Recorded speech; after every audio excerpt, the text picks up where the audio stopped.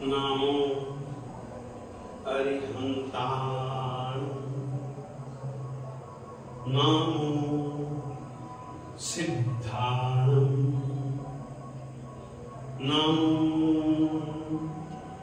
आयर्याय नमो उवज्झायाय नमो लोए सब्बसाहुणं येषु पंच नमोकारो सब्बपापनाशनो मंगलानं च सब्बेषु परमं हवहि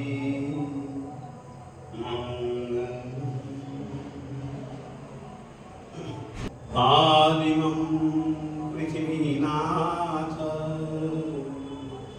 मादिमं निष्परिग्रहम् आदिमं तीर्थनाथं च ऋषभ स्वामिनं। जैन परंपरा में 45 आगम है। उनमें से एक आगम है जिसका नाम है उत्तराध्ययन सूत्र। उस आगम के 36 अध्ययन हैं।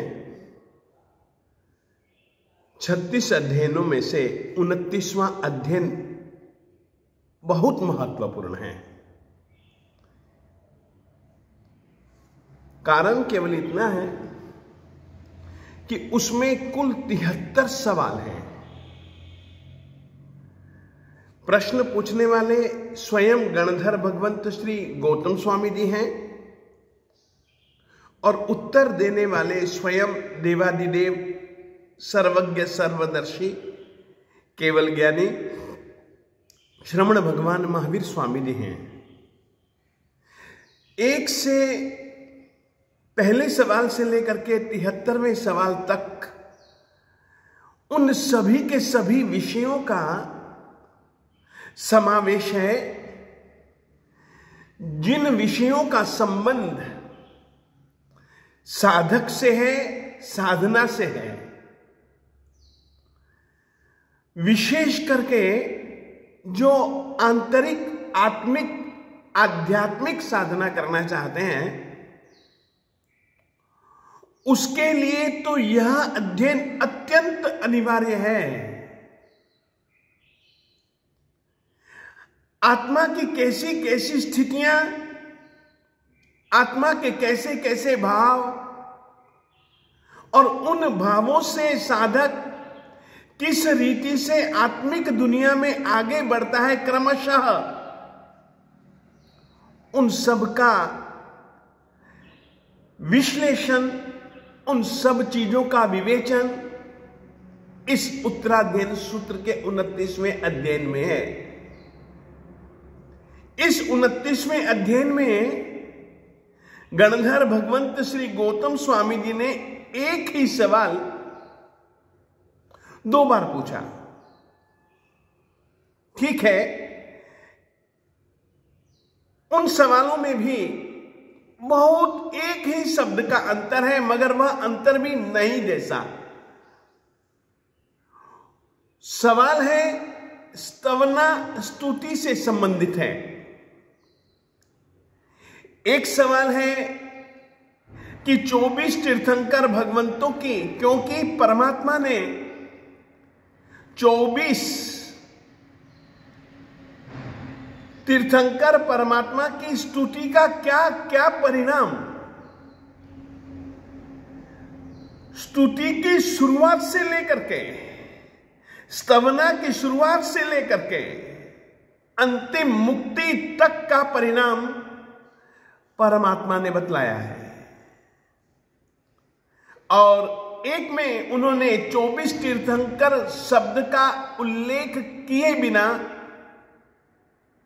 सीधा स्तवना स्तुति का परिणाम पूछा है, तो आओ आज थोड़ी सी बातें उससे कर ले। सवाल है परमात्मा से, गणधर भगवंत जी ने पूछा, 24 एनम भन्ते जीवे किम जनयई। परमात्मा ने उत्तर दिया है 24 एनम दंसन विसोहिम जनयई। लिखा है कि 24 तीर्थंकर परमात्मा की स्तुति से, याद रखिए, श्री मानतुंग सुरेश्वर जी महाराज साहेब जी ने लिखा है, स्तोष्ये किलाहमपितम प्रथमम जिनेन्द्रम।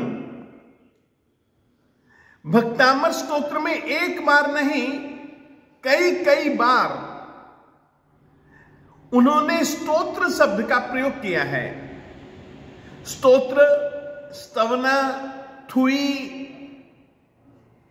कुछ शब्द ऐसे हैं जो एकार्थक हैं।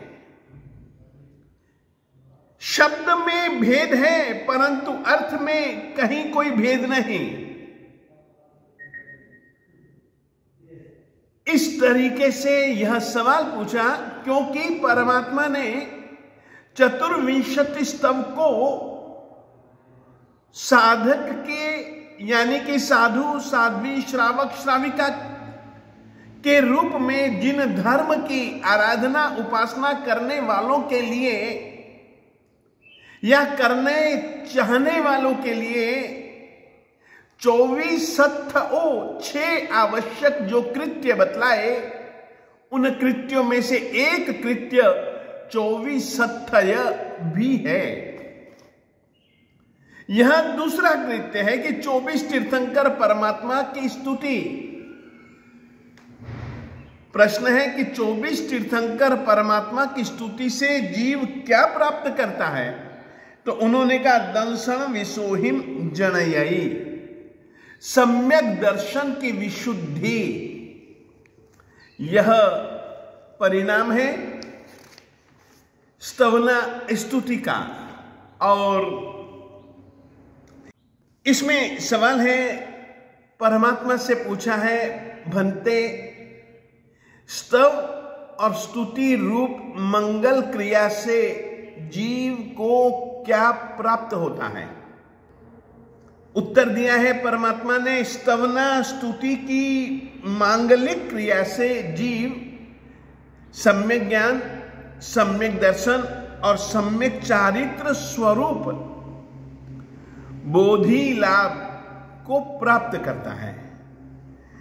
और जो व्यक्ति सम्यक ज्ञान, सम्यक दर्शन और सम्यक चारित्र रूप बोधि लाभ से संपन्न व्यक्ति धीरे धीरे धीरे धीरे धीरे धीरे धीरे धीरे इस तरीके की साधना करेगा, और यदि वह परमात्मा के द्वारा प्ररूपित अंतिम समय की क्रिया करता रहेगा, तो फिर वह व्यक्ति 8 कर्मों का क्षय करके या तो सिद्धि गति में जाएगा, यदि न जा पाया तो कम से कम कप्प विमानोव वत्तिगम आराहनम, वैमानिक देवों में पैदा होने के लिए जिससे आयुष्य कर्म बांधा जाए और मरने के बाद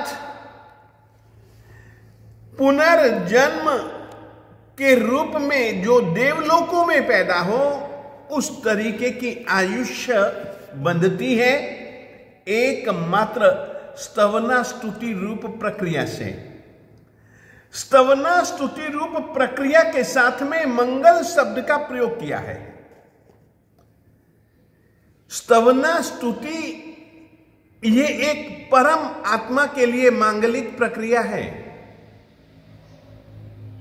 और यह जो परम मांगलिक प्रक्रिया है, मंगल यानी कि क्या? दुरित क्षय, पापों का क्षय, आत्मा के लिए अनिष्टकर जो कर्म है उन कर्मों के बंधनों का क्षय, सभी प्रकार के बाधक तत्वों का उपशमन, न कोई परिसह न कोई उपसर्ग, ये ऐसी प्रक्रिया मांगलिक मंगल क्रिया कहलाती है। और स्तवना स्तुति करना 24 तीर्थंकरों की यह ऐसी मंगल क्रिया है। इसमें परमात्मा ने परिणाम की चर्चा करते हुए कहा है कि नान दंसन चरित बोहि लाभे। एक जगह परमात्मा ने कहा सम्यक ज्ञान, सम्यक दर्शन और सम्यक चारित्र स्वरूप बोधि लाभ। ज्ञान 5 प्रकार के होते हैं, मति ज्ञान, श्रुति ज्ञान, अवधि ज्ञान, मनः परयव ज्ञान और केवल ज्ञान। आप समझ लीजिएगा, ज्ञान की प्राप्ति स्तवना स्तुति से।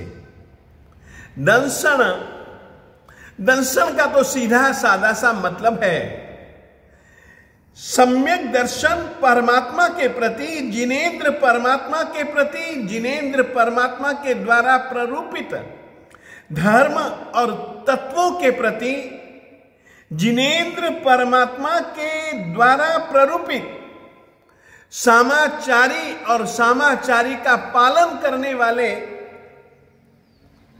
साधु साध्वियों के प्रति अटल श्रद्धा। सम्यक दर्शन का इतना महत्व कहा गया कि अगर धर्म का कोई मूल तत्व है तो वह सम्यक दर्शन है।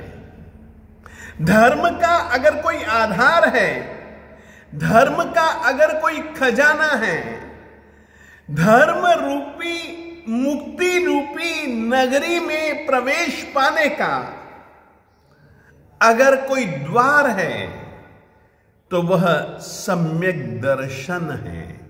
याद रखिएगा, सम्यक दर्शन, धर्म रूपी नगरी में यदि प्रवेश पाना है तो सम्यक दर्शन विशुद्ध होना ही चाहिए। फिर आगे परमात्मा ने कहा चरित, बहुत प्यारा शब्द है। सम्यक दर्शन और सम्यक ज्ञान पूर्वक आचरण, परमात्मा की आज्ञा के अनुसार व्यवहार, इसका नाम है सम्यक चारित्र। याद रखिए, सम्यक दर्शन और सम्यक ज्ञान के बिना सम्यक चारित्र संभव नहीं। ये सम्यक दर्शन के साथ इनका कैसे संबंध है, इसको भी थोड़ा सा अपन लोग जान ले। दंसन विसुहिम,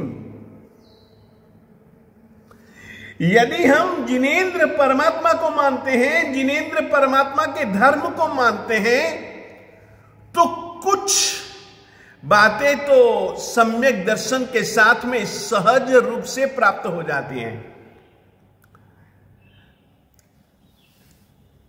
सिद्ध चक्र यंत्र में सम्यक दर्शन पद आता है। विंशति स्थानक पद पूजा में भी सम्यक दर्शन पद आता है। तो वहां पर तो स्पष्ट रूप से लिखा है कि भैया इतने इतने बोल हैं।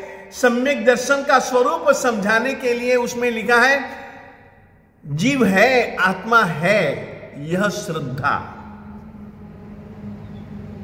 आत्मा नित्य और अनित्य, द्रव्य की अपेक्षा से वह नित्य है और पर्याय की अपेक्षा से वह अनित्य है। यह श्रद्धा सम्यक दर्शनी जीवात्मा में कूट कूट करके भरी हुई होती है। जीव है, कर्म है, जीव और कर्म का संयोग है। जीव कर्म करता भी है, जीव कर्म का फल भोगता भी है, और जीव साधना करके कर्मों का क्षय कर सकता है। कर्म है तो कर्मों का क्षय का मार्ग भी है। संसार है तो मुक्ति का भी मार्ग है। ये श्रद्धा सम्यक दर्शन के साथ आत्मा में दृढ़ हो जाती है। ऐसे सम्यक दर्शन में कभी कभी कच्चास आ जाए, इस भाव दशा से यदि साधक शिथिल बन जाए तो वो शिथिलता थवत हुई मंगलेणम। स्तवन स्तुति रूप मांगलिक प्रक्रिया से वह कच्चास दूर हो जाती है। इस श्रद्धा में अगर कहीं पर भी किसी भी कारण विशेष से मलिनता आ जाए, कलुषता आ जाए, तो वह कालिमा कालुष्य भी स्तवना स्तुति से दूर होता है। जिनेंद्र परमात्मा की स्तुति किस रीति से मंगलकारी यानी कि अनिष्टों को दूर करती है, इसके लिए सबसे अच्छा उदाहरण भक्तामृत स्तोत्र है। और स्तुतिकार आचार्य श्री मानतुंग सुरेश्वर जी महाराज साहब जी के आत्मा में से निकला, मन में से निकला, श्रद्धा की जो धारा निकली 24 तीर्थंकरों में से प्रथम स्तोष्ये किलाह मपितम। और भक्तामृत स्तोत्र में जगह जगह स्तवना स्तुति का महत्व बतलाते हुए जो कुछ भी कहा है वो सचमुच में इस बात का तो संकेत है ही कि परमात्मा को कुछ कहने की भी जरूरत नहीं। वो स्तवना स्तुति रूप मंगल क्रिया से अपने आप सभी के सभी दूरित और दूरितों के कारण से जीव को भोगने के लिए जितने भी उपसर्ग हों, परिशह हों, अनिष्ट मन को अच्छी न लगे सकें, इस तरीके के संयोग हों, वे सब अपने आप क्षय को प्राप्त होते हैं, अपने आप बदल जाते हैं। ऐसे स्तवना रूप भक्तामृत स्तोत्र आप भी जरूर गाया करें, जरूर गाया करें, जरूर गाया करें। स्तोष्ये किलाहमपितम प्रथमम जिनेन्द्रम। इस तरीके से डगले पगले जो स्तुति का महत्व और स्तुति के लिए बार बार उन्होंने जो एक महत्व बतलाया है वो सचमुच में अद्भुत है। हम भी परमात्मा के एक छोटा सा संकल्प तो करो यार, परमात्मा के पास जाया करो और परमात्मा की स्तुति किया करो। स्तुति और स्तव में सामान्य रूप से अंतर बतला देना चाहता हूं। एक श्लोक, 2 श्लोक या 3 श्लोक, 1 से लेकर के 3 श्लोक तक के परमात्मा की महिमा में कुछ शब्द, कुछ भाव पूर्ण शब्द बोल देना, इसका नाम है स्तुति। और स्तवना 4 से लेकर के 7 या 4 से लेकर के आगे जितने भी 108 या जितने भी श्लोक जब हम परमात्मा को प्रणाम रूप या परमात्मा के गुणों का स्मरण स्वरूप, परमात्मा के उपकारों के स्मरण स्वरूप यदि हम गाते हैं, बोलते हैं, तो वो स्तवना, स्तवन कहलाता है, स्तोत्र कहलाता है। तो आओ अपन भी परमात्मा की ओर भी बढ़ना है और परमात्मा के द्वारा प्ररूपित धर्म आराधना भी करनी है। तो हमको स्तवना स्तुति अवश्य में करनी चाहिए। इतना ही।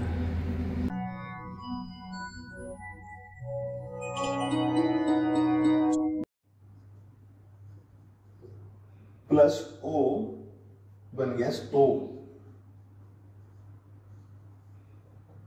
स्टो त्रही, त प्लस र प्लस आइर, जगत आइर के बाद में ज प्लस अ। देखिए, त्रयी में पहले त बोला जाता है, त हलंत है। मैंने कहा था कि अगर हलंत व्यंजन के बाद में रेफ यानी कि रकार आता है तो वह हमेशा बाद में ही जुड़ता है। रेफ जो आता है ना, तो वो बाद में ही जुड़ता है। तो ये त के बाद में र आया तो र हमने बाद में जोड़ा, तो स्तोत्रैर ये र है। कारण यह है कि यदि यह रेफ पहले आता है, बाद में वर्ण आता है, तो यह रेफ जो है वो ऊपर चले जाता है। इसीलिए ही स्तोत्रैर्ज,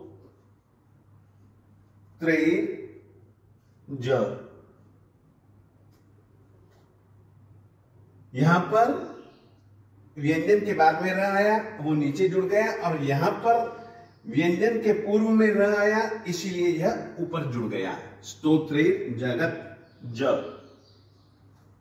फिर उसके बाद में आता है ग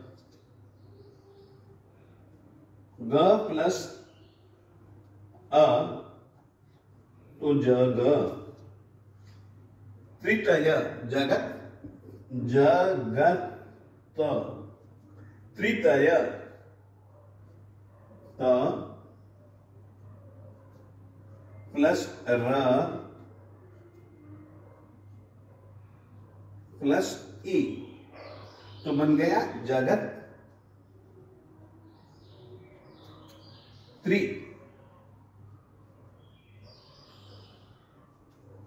जगत त्रि। फिर है तय। तय में त व्यंजन है और इसमें हमने अ स्वर को जोड़ दिया, तो जगत त्रितय। त प्लस र प्लस ई, तो त्रि। तय, त प्लस अ, तो त बन गया। और इसी ही तरीके से यह जगत त्रितय चित्त च प्लस ई, तो ची बन गया। और इसी ही रीति से चित्त, पहले तो हम लिखेंगे एक त। अब ये हलंत है, तो इस कारण से हम इसके बाद में जो चित्त में जो दूसरा त है वो लिख देंगे। और चित्त पूरा है तो त में अ स्वर को जोड़ दिया, तो रूप बना जगत त्रितय चित्त। हरई, ह प्लस अ बन गया ह। फिर रई, र प्लस आई, जगत त्रितय चित्त ह। रई रुदारही। जब हम संधि विच्छेद करते हैं तो बोलते हैं तो हरही उदारही, हरही उदारही। हरही में जो विसर्ग है वो विसर्ग इस र का रूप है। और इसके बाद में आई के बाद में जो र है ना, ये र आया और इसमें जुड़ गया उ स्वर, तो रू बन गया हरई रू। स्तोत्रेर जगत त्रितय चित्त हरई रू। दारही, दारही में द है, द के बाद में आ है, तो रू बन गया रुदा, रुदा रही। र प्लस आई प्लस विसर्ग रुदार रही। दूसरे श्लोक का चौथा चरण है। स्तोष्ये किलाह मपि तम प्रथमम जिनेन्द्रम। स्तोष्ये स प्लस त प्लस ओ स्तो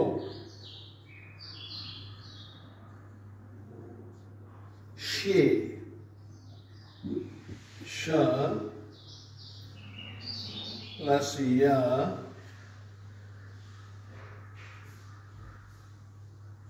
प्लस ए स्तोष्ये। फिर उसके बाद में किलाह। किलाह में किल अहम अपि 3 शब्द हैं, तो क प्लस ई की लाह ल प्लस आ किला ह मपि ह प्लस अ किला ह मपि म प्लस अ तो आया म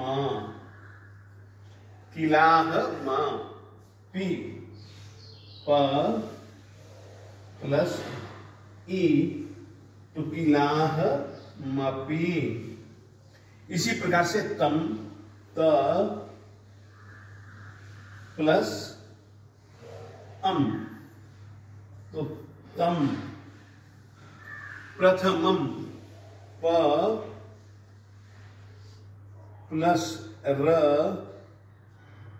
प्लस अ तो बन गया प्रथमम। थ प्लस प्रथ थ प्लस अ तो थ प्रथ मम म प्लस क्योंकि अनुस्वार स्वर के बिना नहीं आता इसलिए अ के साथ में ही हम जोड़ देंगे तो प्रथ तो बन गया म। ठीक है, प्रथम म। इसी म को हम लेकर के फिर हम जोड़ देंगे तो बन जाएगा मम प्रथमम। इसी प्रकार से जिनेन्द्रम ज प्लस ई तो बन गया जी नेन्द्रम न प्लस ए। ये जो अनुस्वार है स्वर के बाद में जुड़ जाएगा तो ए इधर स्वर है तो ए के साथ में ही हम इस न को ले लेंगे तो बन जाएगा ने जिनेन्द्रम द प्लस अ नहीं द प्लस र प्लस हम तो बन जाएगा जिनेन्द्रम। इस रीति से दूसरे श्लोक का वर्ण विभेद मैंने बिल्कुल जुदा करके आपको दिखलाया, परंतु मैं मानता हूं कि शायद अब वर्ण विभेद करने की जरूरत नहीं थी, इसीलिए हमने केवल मूल रूप से आपको लिख करके भी बतला दिया। आपको उचित लगे और उपयोगी लगे तो आप इस विभाग को भी शांति से सुन सकते हैं और यदि पसंद आए उचित समझे आप सूचित कीजिएगा ताकि हर एक श्लोक का हम इसी रीति से वर्ण विभेद कर सके तो बहुत अच्छा रहेगा। आप लिख करके भिजवाइए, समझाने की जिम्मेदारी मेरी। ऐसा कुछ कुछ काम अपन दोनों जन यानी कि आप जो पढ़ना चाहते हैं समझना चाहते हैं तो आप लोगों को भी इस रीति से यदि आप काम करेंगे तो आपको जरा सरलता रहेगी। केवल भक्तामन नहीं, अन्य सूत्र के संदर्भ में भी आप इसी बात को समझ सकते हैं।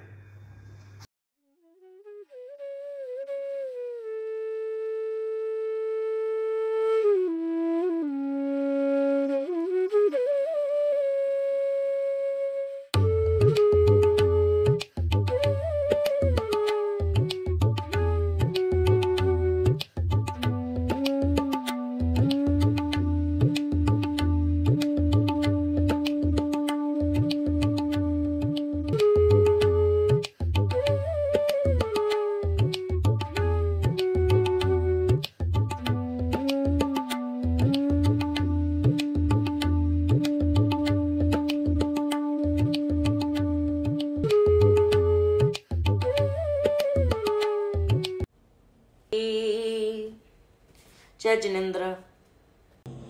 शिवमस्तु सर्वजगतः परहितनिरता भवन्तु भूतगणाः दोषाः प्रयान्तु नाशम् सर्वत्र सुखी भवतु लोकः सर्वमङ्गलमाङ्गल्यं सर्वकल्याणकारिणम्